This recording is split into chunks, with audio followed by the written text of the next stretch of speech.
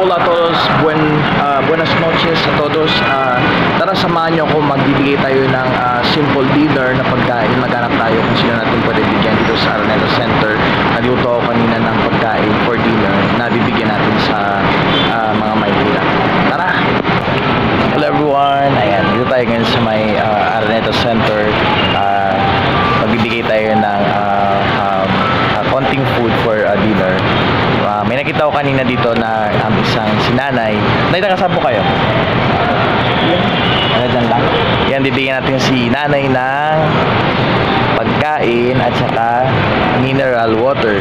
Kainin nyo ito kagad na ya. Ano masasabi nyo po? Tara. Mabusog po kayo dyan, no? Mag-ingat po kayo na yan. God bless. Merry Christmas po. Thank you, Nay. Ayan, si tatay. Tay, takasan kayo?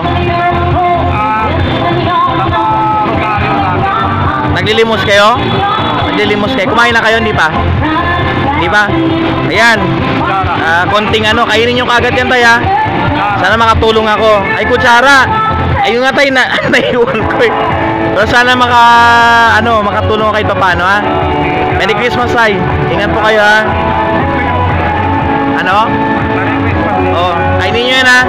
Thank you, thank you. Ayan, another, tingnan natin si nanay. Nay, taga-saan po kayo? Ay, Ilocos kami yan. Ay, Ilocos, ba't ang layo nyo naman? Ay, tayo mapasko yan. Hindi kayo uwi ng Ilocos, Nay? Ay, hindi, kadadarating niya sa kakapon. Ayan, kainin nyo po na yan. Nagluto ako. Pero kainin nyo kaagad yan para hindi po masira. Kainan ni doon sa Apo, ang ilang taon na po kayo? 73. 73? Okay po. Ano masasabi nyo po? Salamat, Thank you. Merry Christmas, Nay. God bless you po. Kainin nyo yan, ha? Kasi parang di masira. Okay? Ingat. Okay, God bless you po. Ayan, dito tayo sa may site ng Araneta Center. May nakita tayong bata. So, gusto ko bigyan ng pagkain itong bata.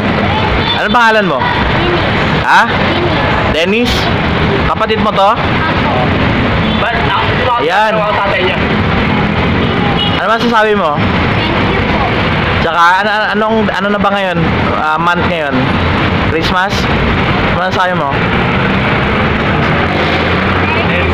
Okay, thank you. Kainin mo yan, ha? Okay? God bless. Hola a todos. Kanina nakaharap na tayo some people na pwede natin bigyan yung ginawa nating simple dinner sa kanila. So may kanin, merong egg, tapos nagluto lang ako ng ulam for them. So in a simple way na dahil Christmas ngayon, lalo na sila, wala silang mga family talaga, nasa lansangan sila, wala nagmamahal sa kanila. Hindi nila maramdaman kasi nasa they stay outside, na wala silang bahay, no family at all. So since Christmas, nag-decide tayo na magluto sa kanila. So may mga nabigyan tayo, lalo na yung mga matatanda na sa alansangan. Ang pagtulong naman ay hindi lang kailangan mayaman na mayaman ka. Is a simple gift giving na pwede natin ibigay sa mga tao, lalo na yung